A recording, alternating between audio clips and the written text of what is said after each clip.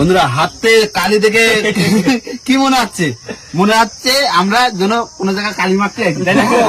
কিন্তু না, এই যে আমরা ঘাটের থেকে বেরোচ্ছি, তখন সকাল সকালে বেরোচ্ছি, তা আস্তে আস্তে দেখি মোবিলের মানে চেম্বার প্রেসার পাইপ ফেটে গেছে, পুরো সারা নৌকা নৌকা হয়ে গেছে।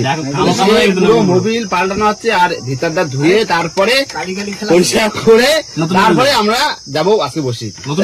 হ্যাঁ, নতুন মোবিল নিয়ে আসি তো সময় দিয়ে, তাহলে বোঝা গেল মানে ইঞ্জিনিয়ারও আছে আমাদের মধ্যে। হ্যাঁ সব কথা না, হাতে কালিগুলি দেওয়া মোবিল আমরাই পাল্টি হাতটা ধুই একবার একটু। কি করবো বলো, যাতে যাতে এরকম যদি হয়ে যায় কিছু করার আছে? বন্ধুরা গরমে বসে আছি, যেন গা হাত পা এখনো জ্বালা করতেছে, আর তার ভিতরে এখনো মেশিনটা এখনো হয়ে পায়নি। ওইগুলো টাইট দেওয়ার পরে তারপরে মোবিল দেবো, তারপরে আমাদের হচ্ছে বসি দেবো। বসির জন্য আজকে চারা কিনে আসি, মুরগির নাড়ি, আজকে মুরগির নাড়ি দিয়ে বসি দেওয়া হবে। আর আগে একবার দিয়েছিলাম, আমি যখন দিয়েছিলাম তখন দিয়েছিলাম মাংস দিয়ে, আর এবার দেবো হচ্ছে মুরগির নাড়ি। আগের বার গেছে মাংস, এবার মাংসের ভেতরের জিনিস। এরপর তোমার মুরগির পালক দেবো। দেখি সুন্দরবনে মাছ কোনটা খায়, তাই তো? একদম। কোনটা বেশি পছন্দ করে? না পালক বেশিও পছন্দ করতে পারে। সাদা সাদা রং তো। সাদা দাও, চলো চলো চলো, দেখছি কোথায় ছাওয়া আছে।